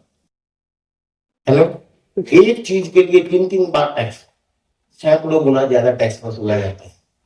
आप अगर कैलकुलेशन करोगे ना तो पूरा चकाचक सोने की सड़कें बना दे, इतना टैक्स आप लोग देते हो। अब मैं आपको ये कहना, और यही चीज हमारी खरीदारी के साथ होती है। उस फिल्म में क्या दिखाया, यही कपूर ने यही चीज को समझ के सारी पब्लिक के सामने आके ये बोला कि प्लीज आप दुकान से जब भी सामान खरीदो वैसे ओरिजिनल बिल लेना शुरू कर दो ताकि सरकार के पास टैक्स पहुंच जाए, ताकि मुझे आपको और ज्यादा टैक्स ना लगाना। और उस फिल्म में दिखाया कि पब्लिक ने बिल लेना शुरू कर दिया। यस, हेलो, और खजाना लबालब हो गया, ऐसा दिखा? वो फिल्म थी पर प्लान अच्छी थी, पर हकीकत में ऐसा नहीं है। आप कल से बिल लेने के लिए जाओ, दुकानदार को कहना लो जी साबुन देना, और वो आपको साबुन देगा, आपको पक्का बिल दे, वो आपके 50 रुपए फेंक के मारेगा, भेजा दूसरी दुकान को नहीं। ये सब कोई बिल नहीं देगा। इसीलिए बोलता हूँ जो करते इस देश से प्यार वो नहीं कर सकते। आप समझे भी आप खरीदते हो पक्का बिल, अगर आप नहीं भी लोगे तो भी पक्का बिल कटेगा। क्यों? चाहे वो पिकअप सेंटर वाला अपने नंबर पे क्यों ना, कंपनी आधा पैसा उसको वापस देने वाली है। अभियान नए भारत का निर्माण का अभियान है। तो ये कोई छोटी मोटी चीज नहीं है। यानी कि हम अगर इस सिस्टम से 100% प्रोडक्ट यूज करते हैं तो ना सिर्फ अपने परिवार के साथ हम खुशहाली का वादा निभा रहे हैं, बल्कि इस देश के साथ भी खुशहाली का वादा निभा रहे हैं। हेलो, इसलिए बोलता हूँ, जो करते हैं देश से प्यार वो नहीं कर सकते आरसी से इनकार, और जो करते हैं अपने परिवार से प्यार वो भी नहीं कर सकते आरसी से इनकार। क्लियर? तो सबसे पहली चीज 100% प्रोडक्ट यूज करना शुरू करो सर, और कंसिस्टेंसी से थ्रू। ऐसा नहीं कि 1 महीने किया 1 महीने नहीं, क्योंकि आरसी का जो प्लान है ना वो इस तरीके से डिजाइन किया गया है कि अगर आप कंसिस्टेंसी से काम करोगे तो आपको बहुत ज्यादा फायदा होने वाला है। हेलो, इस दुनिया के अंदर कोई भी काम में अगर आपको कामयाबी चाहिए तो कंसिस्टेंसी ही लेके आती है। अगर आपको एजुकेशन में कामयाबी चाहिए तो स्टूडेंट को कंसिस्टेंसी लगातार पढ़ना पड़ेगा। एक दिन 24 घंटे के लिए वो पढ़ ले, उससे कामयाब नहीं होगा। ये सुनो, किसी आदमी को मेडल जीतना है इसमें क्या बोलते हैं स्पोर्ट्स में, तो उसको कंसिस्टेंसी से रेगुलर प्रैक्टिस करनी पड़ेगी। ये सुनो, किसी को बॉडी बिल्डर बनना है तो उसको रेगुलर हेल्दी डाइट खानी पड़ेगी, रेगुलर उसको जिम्नाजियम करना पड़ेगा, तब जाकर वो बॉडी बिल्डर बनेगा। कोई मोटा है, पतला होना चाहता है तो रेगुलर उसको अपनी डाइट में फॉलो करना पड़ेगा। एक दिन से बहुत ज्यादा खाने से ना आप मोटे हो सकते और एक दिन भूखा रहने से ना आप पतले हो सकते। ये सुनो, ठीक इसी तरीके से इस सिस्टम में भी एक दिन खरीदारी करने से या एक दिन इस सिस्टम में काम करने से आप कामयाब नहीं हो सकते। कंसिस्टेंसी बहुत जरूरी है, और कंसिस्टेंसी के लाभ कितने हैं बता दूं, कुछ पॉइंट बताता हूं। पहला फायदा, ओरिजिनल प्रोडक्ट मिलता है। आप सिम में इन बिचौलियों को छोड़ के डायरेक्ट आप लेके आते हो तो आपको ओरिजिनल प्रोडक्ट मिलता है। That is sufficient reason to do asan. ये अपने आप में काफी होती है आपको आसन करना चाहिए। याद रखें, गाय को बीवी के दूध में मिलावट करके बिचौलिए करते हैं, ये सुनो, और हम बिचौलियों को लेटा देते हैं। तो पहला सुख तो यही है कि हमें ओरिजिनल प्रोडक्ट मिलता है। आज के समय में हर चीज का डुप्लीकेट मिलता है। इंसान का धीरे बनते बाकी सब कुछ बनता है। इसके ऊपर मैं बहुत ज्यादा बोल सकता हूँ, लेकिन आज ज्यादा टाइम नहीं, पर मैं आपको बता तो आप जानते हैं, आप कौन ऐसा आदमी है जो चाहेगा कि उसके घर में डुप्लीकेट प्रोडक्ट है? कोई नहीं चाहेगा। ओरिजिनल प्रोडक्ट मिलते हैं। दूसरा फायदा, हेल्थ ओरिएंटेड प्रोडक्ट मिलते हैं। आज उनका पहला उद्देश्य स्वास्थ्य रक्षा। यहां जितने भी प्रोडक्ट बनते हैं वो हेल्थ का ध्यान में रख के बनते हैं। गलत प्रोडक्ट यहां बनेंगे ही। आज में ऐसा कोई प्रोडक्ट नहीं आ सकता जो प्रोडक्ट आपके स्वास्थ्य के साथ खिलवाड़ करे। अभी रिसेंटली इसी छात्र का एक वीडियो वायरल हुआ है, अगर आपने देखा हो तो। मेरे भी फेसबुक अकाउंट में मैंने एक रील के रूप में उसको डाला था, जिसमें वो एक जगह बोलते हैं कि अगर हमें धंधा ही करना होता तो हिंदुस्तान में कई तरह के तेल खाए जाते है ना, तो हम वो लॉन्च कर देते, हमारा तो आराम से बिक जाता। लेकिन हमें सिर्फ धंधा नहीं करना, आरसी में सिर्फ एक ही तेल है और वो दुनिया का सबसे अच्छा खाने वाला तेल। बिहार झारखंड में आरसी का सबसे बड़ा बिजनेस है। बिहार झारखंड में सबसे ज्यादा लोग सरसों का तेल खाते हैं, लेकिन आरसी में सरसों का तेल आएगा नहीं, वरना आएगा। क्यों? क्योंकि इसमें 50% से ज्यादा यूरिक एसिड होता है जो हार्ट अटैक को लिंक करता है। और हार्ट के अंदर याद रखो 50% से ज्यादा, और वर्ल्ड हेल्थ ऑर्गेनाइजेशन करा कि 5% से ज्यादा यूरिक एसिड वाला तेल खाने लायक है। तो जब आरसीएम को पता है तो आरसीएम क्यों लाए? गुटखा बिहार में खूब खाया जाता है। आपको क्या लगता है, अगर आरसीएम में गुटखा आ जाए, मेरा कम से कम 2, 4, 5 करोड़ का तो बिजनेस तुरंत बढ़ जाएगा, सबका बढ़ जाएगा। हम तो चाहते हैं, अगर बीइंग अ बिजनेसमैन सोचेंगे तो हम चाहते हैं कि ले आए, लेकिन नहीं लेके आए, क्योंकि दुनिया में सिर्फ धंधा ही करना हो ना तो टीसीजी कुछ भी लेके आ सकते, लेकिन आरसी में सिर्फ धंधा नहीं करना सकता। और आपको अपने परिवार के स्वास्थ्य का ख्याल रखना है। इसीलिए बोलता हूँ, जो करते हैं अपने बीवी बच्चों से प्यार नहीं कर सकते आरसी का स्वास्थ्य रक्षा। तीसरा फायदा, इसके ऊपर मैं आऊंगा दोबारा, एक बार मैं आपको 5-6 फायदे बता दूं। तीसरा फायदा, 10 से लेके 20% आपको छूट मिलती है।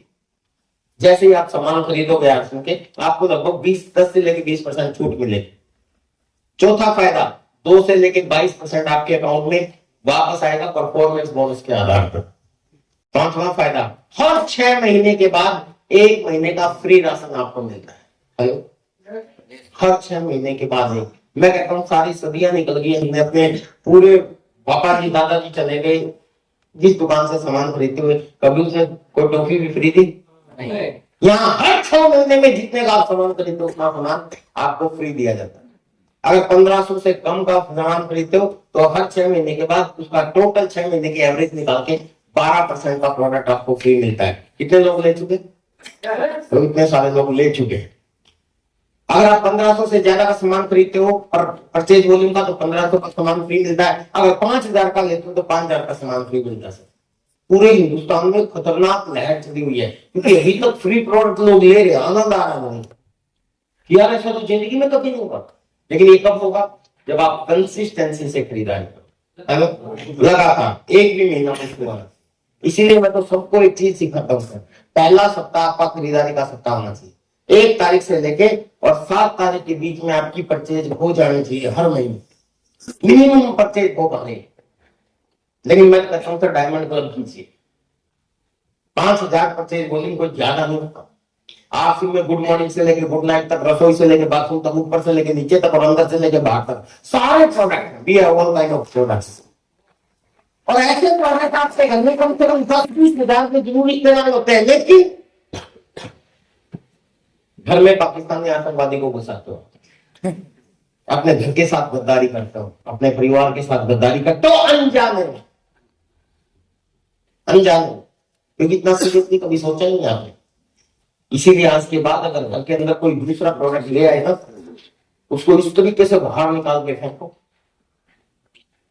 अभी घर जाके चेक करो कि आपके घर में कोई डुप्लीकेशन का प्रोडक्ट तो नहीं। आज के प्रोडक्ट लेना शुरू करो सर, कितनी बीमारियों से आप बच जाओगे, कितनी खुशहाली आ जाएगी। ये सारे फायदे, ओरिजिनल प्रोडक्ट आएगा, हेल्थ अच्छी होगी, डिस्काउंट भी मिलेगा, 2 से लेकर 20-22% आपके अकाउंट में भी आएगा। और हर महीने 6 महीने के बाद आपको फ्री प्रोडक्ट भी मिलेगा अगर आप हर महीने सामान खरीदते हैं। और छठा फायदा, बिजनेस अपॉर्चुनिटी। आपको एक ऐसे काम करने का फायदा मिलेगा, एक अपॉर्चुनिटी मिलेगी कि आप एक नए भारत का निर्माण कर सकते हैं, स्वावलंबी बन सकते हैं, स्वास्थ्य रक्षा में लोगों का भला कर सकते हैं और आपके लिए टाइम फ्रीडम, मनी फ्रीडम और सिक्योरिटी पैदा कर सकते हैं। जिस तेल के बारे में मैं आपको बोल रहा था ना, वो ये है। हेलो, इसके बारे में जानते हैं आप सब? बाकी तो मैं अगर तेल कहूँ ना सर, इसका एक क्लिप लेना मेरे को एक बार देना होगा उसमें। इसको अगर मैं तेल कहूँ ना, वैसे इसकी इंसल्ट है, बाकी हम तेल कहते हैं। क्यों? क्योंकि तेल जैसा, हेलो, काम तेल की तरह आता है, अदरवाइज तेल नहीं, घी है। क्योंकि तेल की फॉर्मेशन क्या होती है, तेल कैसे बनता है? किसी चीज को क्रश करो और निचोड़ो, कोल्हे में डाल दो, तेल निकलेगा। ये सब सरसों को आप कोल्हे में डालोगे क्या निकलेगा? तेल निकलेगा। तिल को डालोगे क्या निकलेगा? तेल निकलेगा। चावल को डालोगे निकलेगा तेल? नहीं। जैसे दूध से घी बनता है, अब दूध को अगर कोल्हू में डालोगे तो घी बनेगा क्या? नहीं निकलेगा। क्योंकि उसको एक फॉर्मेशन के तहत पहले उसको जमाना पड़ेगा, फिर भिगोना पड़ेगा, फिर इमली निकलेगा, मक्खन निकलेगा, फिर उसको उतारना पड़ेगा, वो बनता है घी। ये सब ऐसे ही घी है सर, क्योंकि ये प्रोसेस से बनाया जाता है, जो चीज बनाई जाती है वो घी होती है, वो तेल नहीं होता। और ये दुनिया का सबसे अच्छा खाने का तेल, दुनिया का सबसे अच्छा खाने का तेल, इससे बढ़िया कोई तेल है ही नहीं। और इसीलिए आज में कोई लो प्रोडक्ट लेके ही नहीं आ रही कंपनी। और मैं आपको बताऊं, हमारी ये जो जहां बनता है वो दुनिया की सबसे बड़ी रिफाइनरी है, पता है आप लोगों को? वो भारत में ही है। ये भी हमें गर्व, क्योंकि आज के जितने भी प्रोडक्ट वो भारतीय प्रोडक्ट, ये भी गर्व की बात है। दुनिया की सबसे बड़ी रिफाइनरी वो भारत में, उसमें बनती है 4 क्वालिटी, और 4 क्वालिटी में सबसे नंबर 1 ग्रेड की जो क्वालिटी होती है वो आरसिंग को आती है। अदरवाइज भारत में चाहे कुछ भी हो, जो भी प्रोडक्शन होता है, जो नंबर 1 क्वालिटी होती है ना, वो हमेशा विदेशों में जाती है, क्योंकि वहां से दाम मिलते हैं। जैसे भारत का जो नंबर 1 आम होता है ना, वो आप तक पहुंचता नहीं, वो विदेशों में जाती है। जहां भारत की जो नंबर 1 चाय पत्ती होती है ना, वो इंडिया में रहती नहीं, वो विदेशों में जाती है। 30-30, 35-35 लाख रुपए किलो की चाय होती है, पता है आप लोगों को? यस, ये रेट है, वो भारत में आप लोगों तक पहुंचती है। ऐसे ही ये भी जो सबसे पहली क्वालिटी विदेशों में जानी चाहिए, लेकिन इस तेल को, इस घी को सबसे पहले आर सिंह ने अपनाया। आपको पता होगा जिस समय आर सिंह ने आया उस समय राजस्थान को कोई जानता नहीं। उसके बाद ही रामदेव लेके आया, फॉर्चून लेके आया, सनरूफ लेके आया, ये सब सबसे पहले हमने दिखाया। तो इसलिए जो फादर ऑफ राजस्थान ऑयल है, जिसको अवार्ड मिला हुआ फादर A.R. शर्मा ने, वो आर सिंह के प्रति इतनी कृतज्ञ है, वो कहते हैं कि मैं अपनी चमड़ी का जूता भी बना दूंगा और आर सिंह को दे दूंगा तो भी कम पड़ेगा, क्योंकि आर सिंह ने उनका इतना साथ दिया। इसलिए पहली ग्रेड आर सिंह को आती है, और आर सिंह की जितनी खपत है ना, उससे कम ही ग्रेड निकलती है। दूसरा क्वालिटी जो होती है वो कुछ आर सिंह के आती है और बाकी विदेशों में जाती है, और जो विदेशों में जाके 2000 रुपए लीटर पर बिकता है। तीसरी क्वालिटी और चौथी क्वालिटी ये बाकी की और कंपनियों में जाती है। इसीलिए 1400 ppm का ओरिजिनल वाला कोई भी ऑयल आपको, या ये घी या राजस्थान, पूरे इंडिया में किसी का भी नहीं मिलेगा। हेलो, और इसके अंदर जो ओरिजिनल है ना, कंपनी ने इसको प्योर फॉर्म में भी आपको दिया है। इसको क्या कहते हैं पता है? आर सिंह का पहला उद्देश्य स्वास्थ्य रक्षा है। इस प्रोडक्ट की इतनी खूबी है, अगर मैं इस प्रोडक्ट के बारे में एक खुलासा करूं आपको, तो आपको बड़ी हैरानी होगी कि जब ये प्रोडक्ट लॉन्च होना था तो त्यागराज स्टेडियम में आया एनिवर्सरी प्रोग्राम।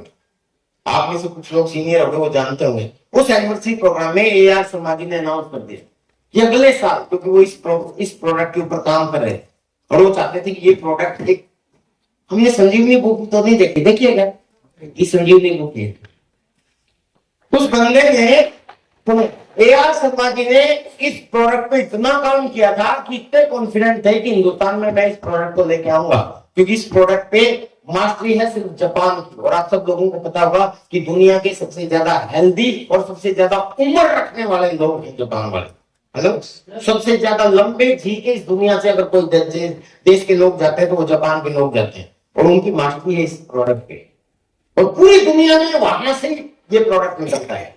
लेकिन पहली बार A.R. शर्मा जी ने आर सिंह की स्टेज पर अनाउंस कर दिया कि मैं अगली बार ये संजीवनी बूटी गामा ओरिजिनल आर सिंह को गिफ्ट करने वाला हूं। लेकिन मजे की बात, जिस साल इन्होंने बोला था कि अगले साल गिफ्ट करूंगा, 7 साल निकल के वो दे नहीं पाए। ये इतना आसान प्रोडक्ट नहीं था। 7 साल बाद इसको लॉन्च किया गया, और जब इसको चेक किया गया कि अब ये बन गया है सही तरीके से, बार बार जांच करवाई गई, और जब इसकी जांच करवाई, जब वहां क्या बोलते जापान की लैब में भेजा, तो जांच में इसकी प्योरिटी पाई। प्योरिटी समझता है कि कितना प्योर है, तो इसकी वहां गुणवत्ता की जांच हुई, तो जापान वालों ने यहाँ सर्टिफिकेट भेजा 102.7% प्योर है आपका काम होगी। हमारे साइंटिस्ट, अरे आप तो ताली बजा रहे हो सर, लेकिन कोई पढ़ा लिखा आदमी मानेगा ही नहीं। 100% से ज्यादा हो सकता है क्या?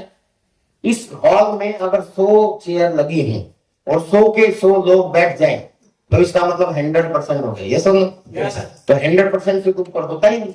लेकिन अगर 100 से ज्यादा लोग आ जाएं तो कुछ यहाँ बैठ जाएं, तो 100% से ऊपर हुआ। ऐसे ही काम होगा के साथ।